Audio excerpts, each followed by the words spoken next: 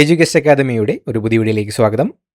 വരുന്ന PSCയുടെ പരീക്ഷകൾക്കായി പ്രത്യേകം തയ്യാറാക്കിയ 50 ചോദ്യങ്ങളുടെ ഒരു മോക്ക് ടെസ്റ്റാണ് ഈ വീഡിയോയിലൂടെ നമ്മൾ നോക്കുന്നത്. എല്ലാം തന്നെ വളരെ പ്രധാനപ്പെട്ട ചോദ്യങ്ങളാണ്. പരീക്ഷകൾക്ക് തയ്യാറെടുക്കുന്നവർ എല്ലാ ചോദ്യങ്ങളും അറ്റൻഡ് ചെയ്യാനായിട്ട് ശ്രദ്ധിക്കുക. ചോദ്യങ്ങളിലേക്ക് കടക്കാം.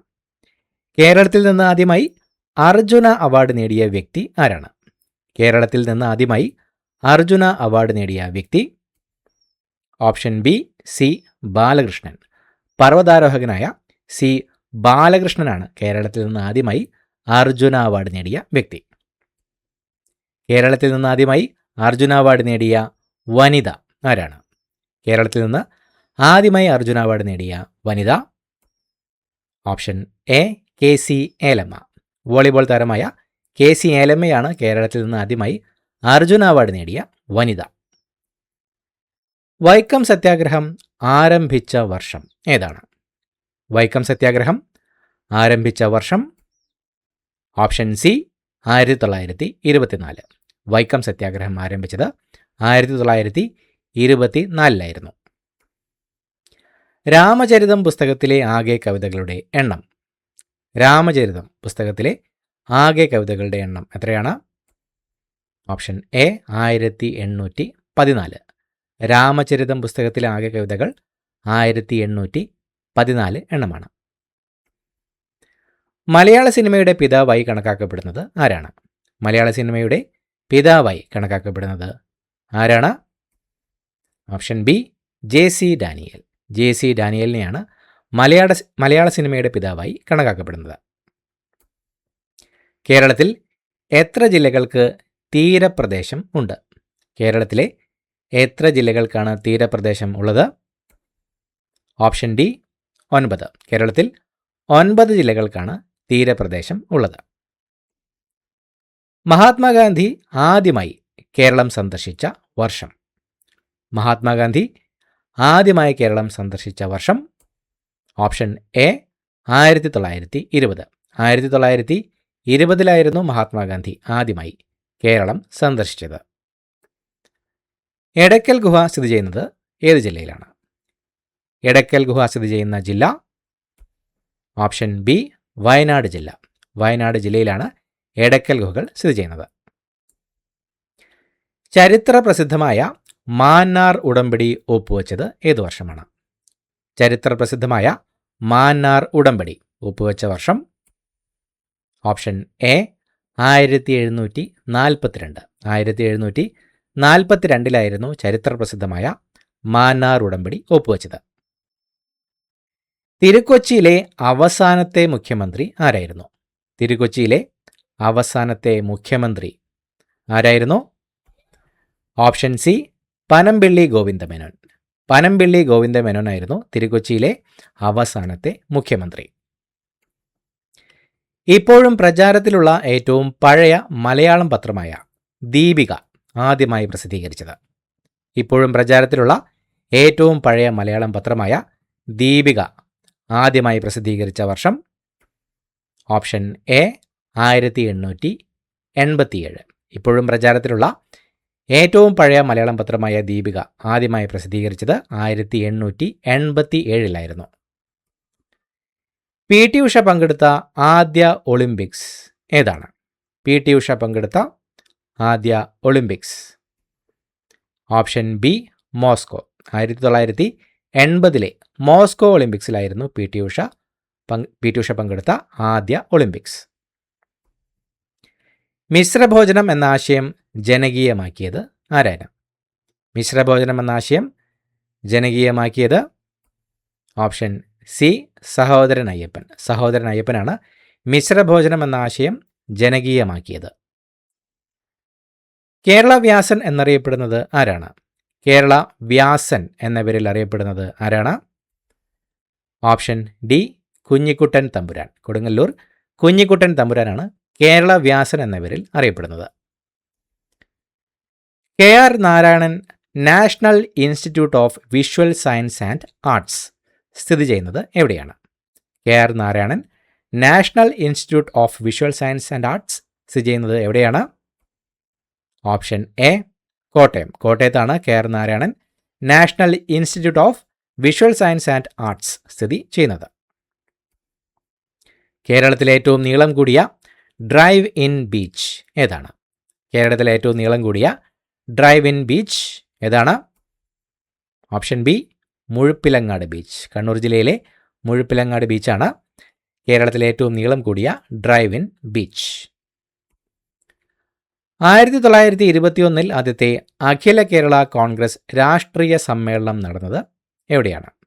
1921 ആദ്യത്തെ അഖില കേരള കോൺഗ്രസ് രാഷ്ട്രീയ സമ്മേളനം നടന്നത് എവിടെയായിരുന്നു?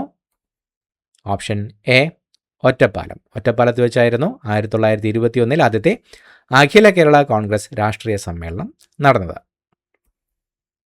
തിരുവിതാംകൂറിൽ ആദ്യമായി പതിവു കണക്ക് എന്ന വാർഷിക ബഡ്ജറ്റ് സമ്പ്രദായം കൊണ്ടുവന്നത് ആരാണ്? തിരുവിതാംകൂറിൽ ആദ്യമായി പതിവു കണക്ക് എന്ന വാർഷിക ബഡ്ജറ്റ് സമ്പ്രദായം കൊണ്ടുവന്നത് ആരായിരുന്നു? Option C Marthanda Varma. മാർത്താണ്ഡവർമ്മയായിരുന്നു തിരുവിതാംകൂറിൽ ആദ്യമായി പതിവ് കണക്ക് എന്ന പേരിൽ ഒരു വാർഷിക ബജറ്റ് സമ്പ്രദായം ആദ്യമായി കൊണ്ടുവന്നത്.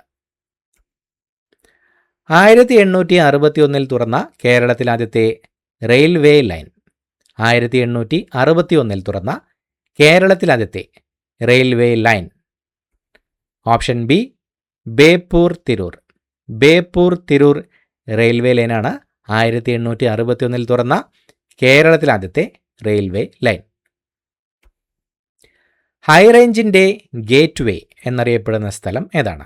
ഹൈറേഞ്ചിൻ്റെ ഗേറ്റ് വേ എന്നറിയപ്പെടുന്ന സ്ഥലം ഓപ്ഷൻ സി കോതമംഗലം. കോതമംഗലമാണ് ഹൈറേഞ്ചിൻ്റെ ഗേറ്റ് വേ എന്നറിയപ്പെടുന്ന സ്ഥലം. കേരളത്തിൻ്റെയും ലക്ഷദ്വീപിൻ്റെയും ഹൈക്കോടതി സ്ഥിതി ചെയ്യുന്നത് എവിടെയാണ്? കേരളത്തിൻ്റെയും ലക്ഷദ്വീപിൻ്റെയും ഹൈക്കോടതി സ്ഥിതി ചെയ്യുന്നത് എവിടെയാണ്? Option D Kochi. എറണാകുളം ജില്ലയിലെ കൊച്ചിയിലാണ് കേരളത്തിൻ്റെയും ലക്ഷദ്വീപിൻ്റെയും ഹൈക്കോടതി സ്ഥിതി ചെയ്യുന്നത്. 1947 ഐക്യ കേരള കൺവെൻഷൻ നടന്നത് എവിടെയായിരുന്നു? 1947 ഐക്യ കേരള കൺവെൻഷൻ നടന്നത് എവിടെയാണ്? Option A Thrissur. തൃശ്ശൂരിൽ വെച്ചായിരുന്നു 1947 ഐക്യ കേരള കൺവെൻഷൻ നടന്നത്. കേരളത്തിലെ നീരാളിയുടെ ആകൃതിയിലുള്ള തടാകം ഏതാണ്? തന്നിരിക്കുന്നവയിൽ കേരളത്തിലെ നീരാളിയുടെ ആകൃതിയിലുള്ള തടാകം ഏതാണ്? Option C Ashtamudi. അഷ്ടമുടിയാണ് കേരളത്തിലെ നീരാളിയുടെ ആകൃതിയിലുള്ള തടാകം.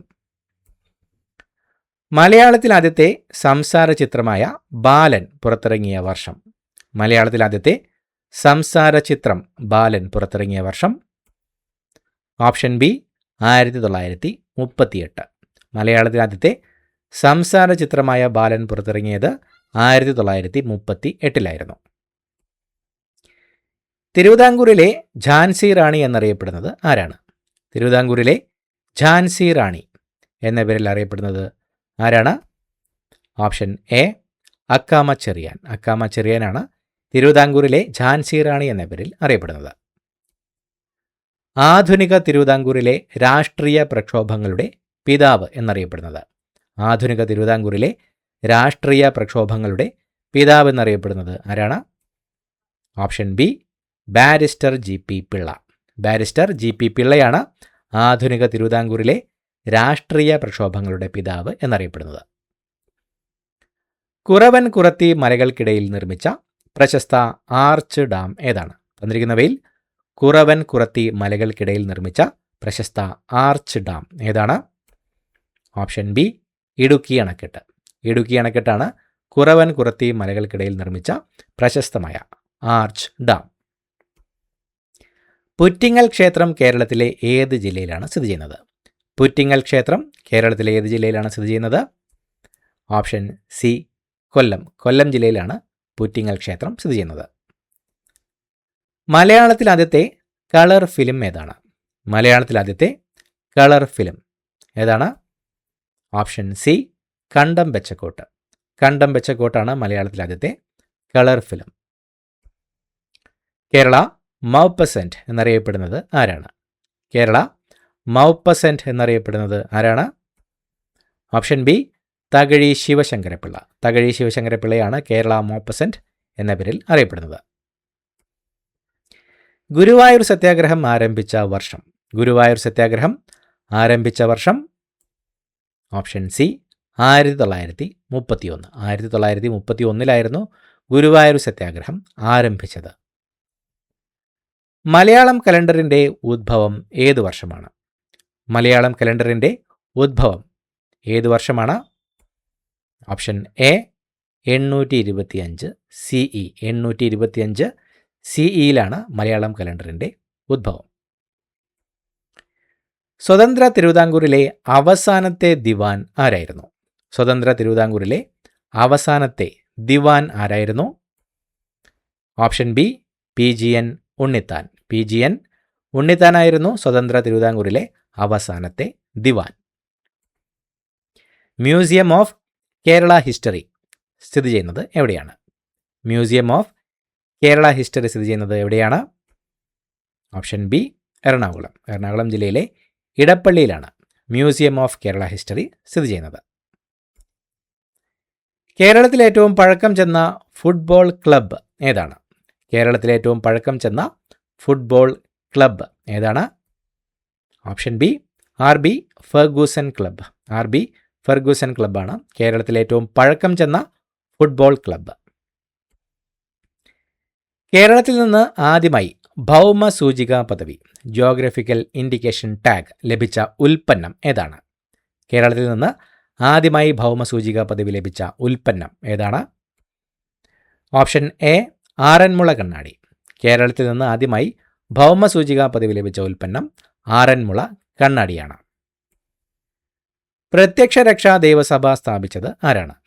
പ്രത്യക്ഷ രക്ഷാ ദേവസഭ സ്ഥാപിച്ചത് ആരാണ്? ഓപ്ഷൻ ബി പൊയ്കയിൽ യോഹന്നാൻ. ശ്രീ കുമാരഗുരുദേവൻ എന്നും അറിയപ്പെടുന്ന പൊയ്കയിൽ യോഹന്നാനായിരുന്നു പ്രത്യക്ഷ രക്ഷാ ദേവസഭ സ്ഥാപിച്ചത്. സുബ്രഹ്മണ്യ ശതകം, ശങ്കര ശതകം എന്നിവ ഏത് കവിയുടെ ആദ്യകാല കൃതികളാണ്? സുബ്രഹ്മണ്യ ശതകം, ശങ്കര ശതകം എന്നിവ ഏത് കവിയുടെ ആദ്യകാല കൃതികളാണ്? Option B Kumaranasan.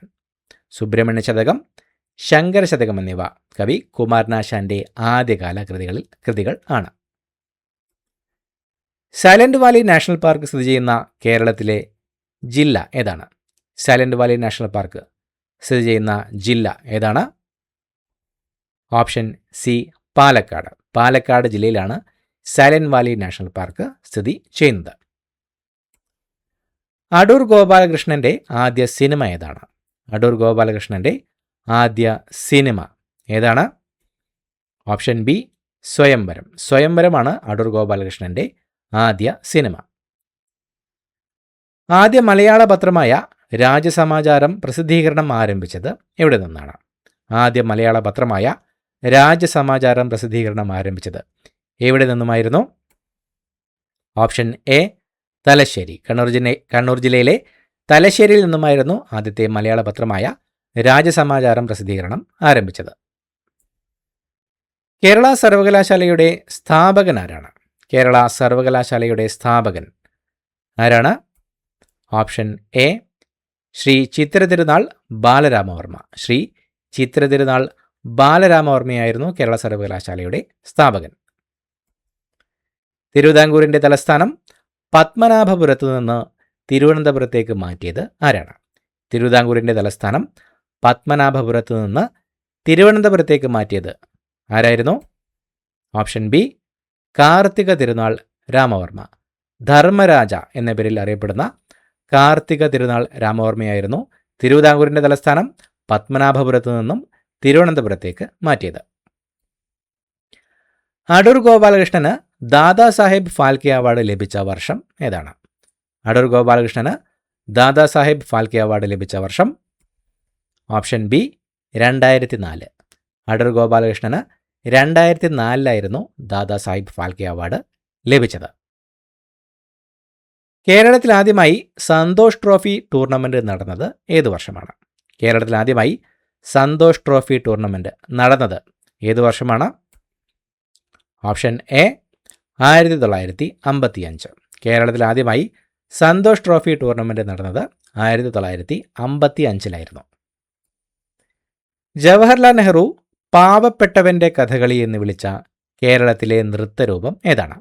ജവഹർലാൽ നെഹ്റു പാവപ്പെട്ടവൻ്റെ കഥകളി എന്ന് വിളിച്ച കേരളത്തിലെ നൃത്തരൂപം ഓപ്ഷൻ സി ഓട്ടൻതുള്ളൽ. ഓട്ടൻതുള്ളലാണ് ജവഹർലാൽ നെഹ്റു പാവപ്പെട്ടവൻ്റെ കഥകളി എന്ന് വിളിച്ച കേരളത്തിലെ നൃത്തരൂപം. കേരളത്തിൽ ഏറ്റവും പ്രധാനമായും കാണപ്പെടുന്ന മണ്ണിനം ഏതാണ്? കേരളത്തിൽ ഏറ്റവും പ്രധാനമായും കാണപ്പെടുന്ന മണ്ണിനം ഏതാണ്?